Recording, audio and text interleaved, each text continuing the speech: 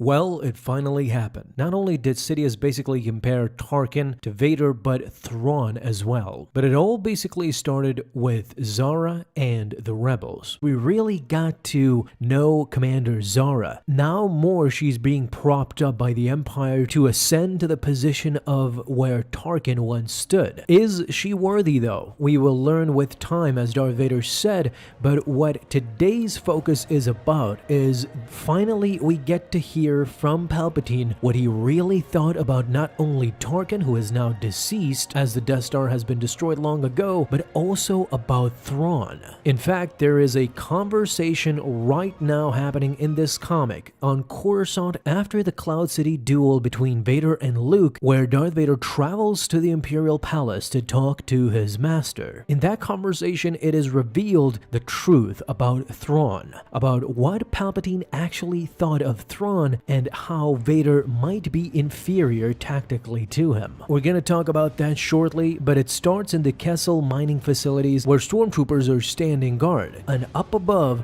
Commander Zara is just overlooking the entire operation. An Imperial at that time walks in, tells Commander Zara that they have an incoming transition for her. Sarcastically, Commander Zara tells him that who would call the likes of her? Is it Emperor Palpatine himself giving her a medal? No, but it was close according to the lieutenant. It is Darth Vader. This made Zara jump out of her seat. She ordered the lieutenant to prepare her uniform at once. Vader, who had some time ago been introduced by Tarkin to Commander Zara, knew exactly who she was. She was Elian Zara. She worked closely with Governor Tarkin before he unfortunately perished on the Death Star. Vader knew how fondly he spoke of her on occasion, and Vader knew that Tarkin had given her instructions on Tarkin's methods, strategies, and tactics. Zara agreed with Vader. Tarkin was once a great teacher, a great mentor to her. Tarkin had molded her into what she became today. And that's when Darth Vader was puzzled. He noticed a note in her file indicating that she was to be given non-essential duties until further notice. You see, in a previous mission, Zara had failed Tarkin. Tarkin did not take this lightly. In fact, he wanted to punish her so severely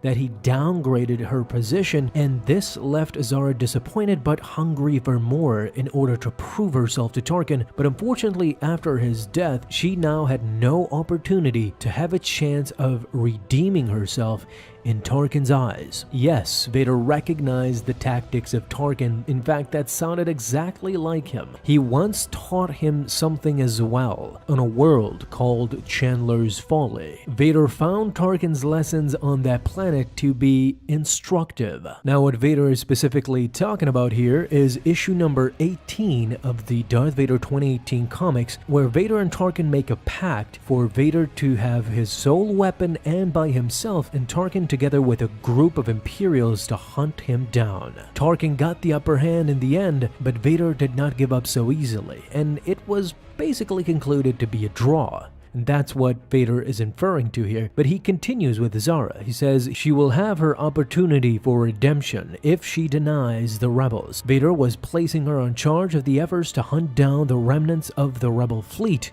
and she will be giving all the necessary resources. Of course, this left Zara just clamoring for more. She will not fail him, and Vader assured her to not do so, as now not only Vader knew her name, but the Emperor knew her name as well. This will either be the greatest opportunity of her life or the worst moment of her life. Time only will tell. Now, how, you may ask, Vader came to this conclusion? Well, on that conversation that we talked about between Vader and Sidious, according to Vader, after destroying them on Hoth and trapping them on Cloud City, much of the rebel fleet has just scattered into smaller cells. But Palpatine was determined. They are to be hunted down and destroyed, every last ship, every last rebel burned to ash. It must happen now while they're at their weakest, disorganized and afraid. Vader asked, is that his final wish? But now Palpatine went into pragmatic mode. You see, in the past, THRAWN or Tarkin would be the perfect people for this assignment, but both of them are now gone, and few in this empire had risen to the level of their skill. At first glance, you might be thinking that Vader is actually elevating THRAWN and Tarkin above Vader, which one could make the case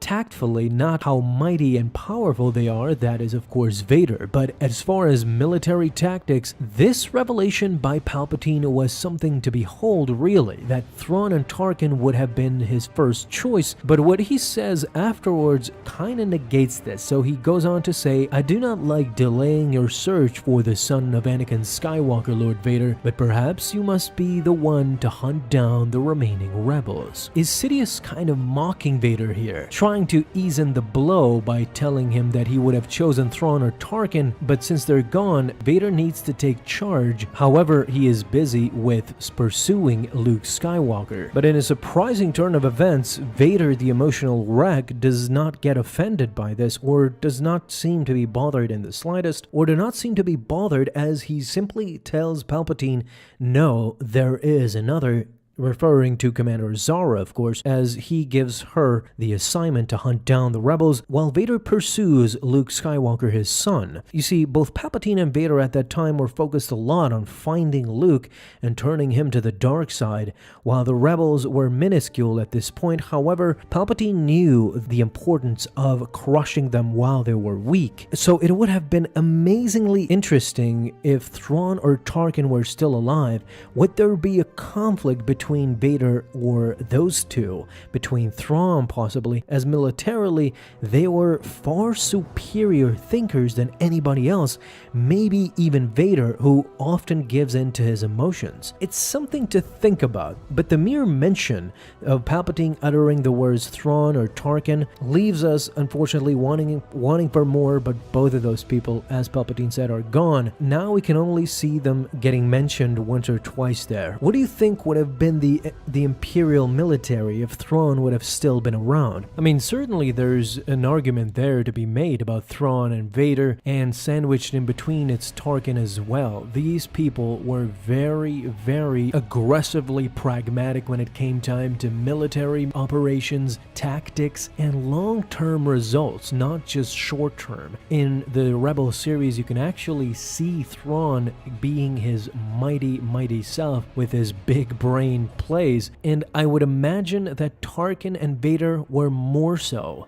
Vader, we know he's a brutish weapon, but Tarkin as well. You know that Tarkin has that mind in and of itself, although it failed him not only saving the Death Star, but saving his life as well, unfortunately. Talk to me down below in the comments. I would love to know what you guys think. Thank you guys so much for watching this video, and if you enjoyed, leave a thumbs up down below, subscribe for dailies.